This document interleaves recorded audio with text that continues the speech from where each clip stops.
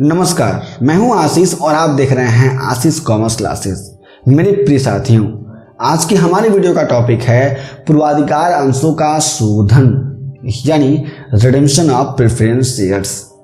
इसके पहले वीडियोस में हमने ये जाना था कि पूर्वाधिकार अंश क्या होते हैं, पूर्वाधिकार अंशों के प्रकार कौन कौन से हैं और पूर्वाधिकार अंशों का निर्गमन क्या होता है। आज हम जानने वाले हैं कि पूर्वाधिकार अंशों का शोधन क्या होता है।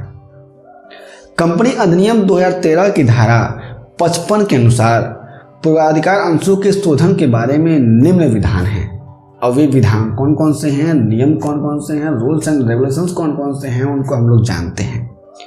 पहला, शोधन का स्रोत।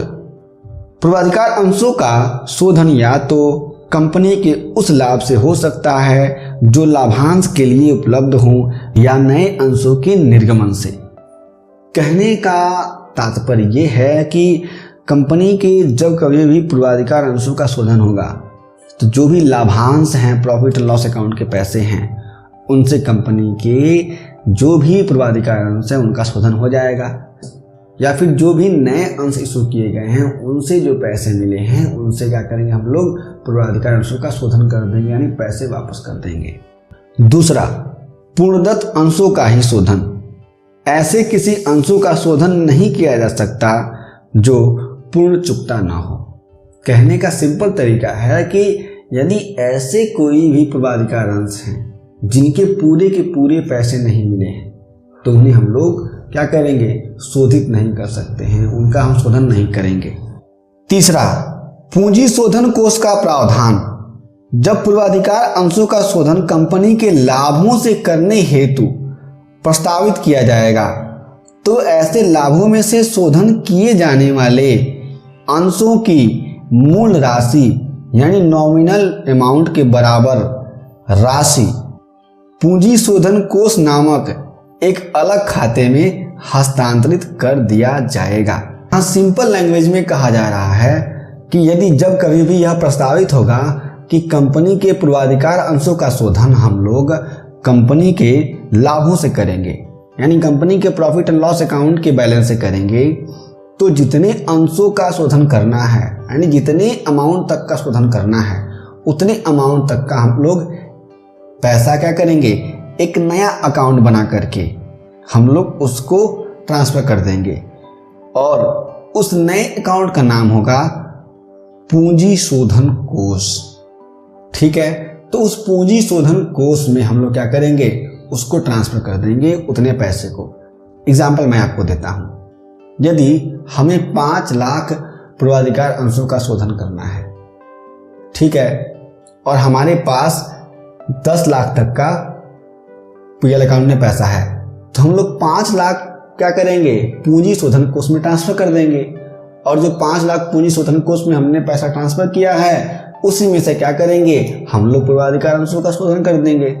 सिंपल सी बात है, पैसा वही है, हमको अलग अकाउंट में ट्रांसफर करना है, उसके बाद से पूंजी शोधन कर देना है, उसके बाद से हमें पूर्वाधिकार अंशों का शोधन कर देना है। तो ये बात है। चौथा, शोधन पर प्रीमियम की व्यवस्था। कंपनी के अंशों के शोधन की व्यवस्था कंपनी के पूर्व लाभों से की जाएगी, यानी जो लाभ पहले मिले हैं उन लाभों से कंपनी के शोधन की व्यवस्था की जाएगी। इसके अलावा शोधन पर प्रीमियम की व्यवस्था कंपनी के प्रतिभूति प्रीमियम खाते से की जा सकती है, यानी जो कंपनी का सिक्योरिटी प्रीमियम अकाउंट है, प्रतिभूति प्रीमियम खाता है, जो पहले हमको प्रीमियम मिला है और मैंने पैसा इकट्ठा किया है, वहां से हम लोग इसका भुगतान कर सकते हैं जो कंपनी का जब हम लोग शोधन प्रीमियम पे करेंगे तो, यानी अधिक के ऊपर करेंगे तो। पांचवा, नए पूर्वाधिकार अंशों से परिवर्तन।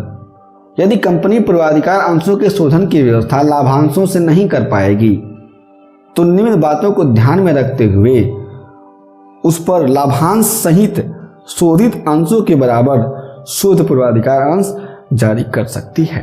कहने का तात्पर्य है कि यदि कंपनी के पास लाभांश नहीं है, यानी कंपनी के पास पैसा ही नहीं है देने के लिए कि वो कंपनी पैसा दे करके कंपनी के सभी पूर्वाधिकार अंशों का शोधन कर सके, तो कंपनी एक नया गेम खेलेगी। जो भी पूर्वाधिकार अंश हैं उनको फिर से नए पूर्वाधिकार अंश जारी कर देगी और शुद्ध पूर्वाधिकार अंश जारी कर देगी कि इतने समय में आपका शोधन होना है। और उसमें भी कुछ बातों का ध्यान रखेगी। पहली बात है कि 3/4 अंशधारियों की सहमति, यानी 3/4 अंशधारियों की सहमति होनी चाहिए कि हाँ ये काम मैं कर रहा हूँ, ठीक है, सभी लोग अपनी सहमति देंगे। दूसरा है ट्रिब्यूनल की सहमति, और ट्राइब्यूनल की भी सहमति हमको लेनी पड़ेगी। ये 2 कंडीशंस हैं, अगर हम लोग फुलफिल कर लेते हैं तो हम लोग नए पूर्वाधिकार अंश जारी करके पुराने पूर्वाधिकार अंशों का शोधन कर सकते हैं इस तरीके से। छठवां, पूंजी शोधन कोष का प्रयोग। कंपनी के पूंजी शोधन कोष का प्रयोग कंपनी के पूर्णदत्त बोनस अंशों के निर्गमन में ही किया जा सकता है। यानी अगर कोई भी कंपनी का पूंजी शोधन कोष बनाया गया है तो कंपनी का जो भी पूर्णदत्त बोनस अंश हैं उनके निर्गमन में ही हम लोग कर सकते हैं, अन्य किसी भी जगह पे नहीं कर सकते हैं। सातवां, शोधन की शर्तें। एक कंपनी अपने पूर्वाधिकार अंशों का शोधन निर्गमन की शर्तों पर या कंपनी की धारा 48 के अंतर्गत पूर्वाधिकार अंशधारियों द्वारा अनुमोदित परिवर्तित अंशों के आधार पर कर सकती है। यह शोधन निम्न स्थितियों में किया जा सकता है। यानी अगर कंपनी के पूर्वाधिकार अंश जारी करते समय कंपनी ने कुछ शर्तों का पालन किया और अपने पूर्वाधिकार अंशधारियों से कहा कि आपको हम लोग इस शर्त पर इशू कर रहे हैं और इस शर्त पर हम लोग उनका शोधन कर लेंगे, यानी डिस्काउंट पे कंपनी ने लिया और उसको प्रीमियम पे शोधन कर रही है, कंपनी ने सम मूल्य पर लिया और प्रीमियम पर रिडेम्पशन कर रही है, तो ये सारे कंडीशंस हो सकते हैं। जो कंडीशंस पहले से निर्धारित हैं उन्हीं कंडीशंस के आधार पर कंपनी शोधित कर देगी। यदि कोई भी कंडीशंस नहीं है तो जाना पड़ेगा कंपनीज एक्ट की धारा 48 के पास। कंपनीज एक्ट की धारा 48 कहती है कि पूर्वाधिकार अंशधारियों द्वारा अनुमोदित परिवर्तित अंशों के आधार पर शोधन इस प्रकार से होता है। कुछ शर्तें हैं। पहला, एक निश्चित समय पर या एक निश्चित घटना होने पर हम लोग शोधित करेंगे। दूसरा, कंपनी के विकल्प पर या किसी समय, यानी जो कंपनी ने विकल्प दिया है कि हम लोग इस समय इस तरीके से शोधन करेंगे, उस पर हम लोग कर लेंगे।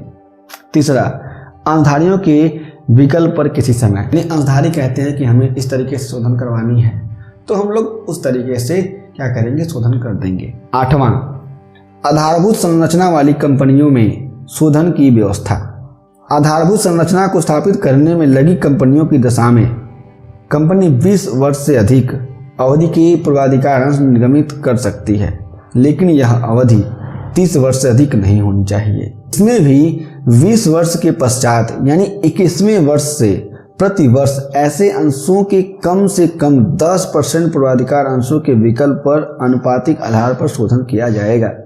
यानी कहने का मतलब यह है कि अगर कोई कंपनियां हैं जो कंस्ट्रक्शन का काम कर रही हैं तो उनको हम लोग 20 वर्षों से अधिक का भी हम लोग पूर्वाधिकार अंश, शुद्ध पूर्वाधिकार अंश जारी कर सकते हैं।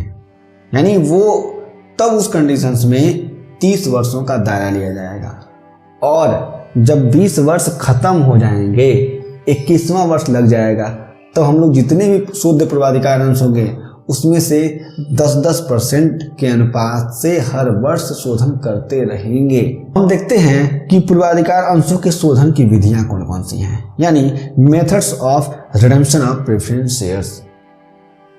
पहला, विभाज्य लाभों में से पूर्वाधिकार अंशों का शोधन, यानी redemption of preference share out of divisible profits.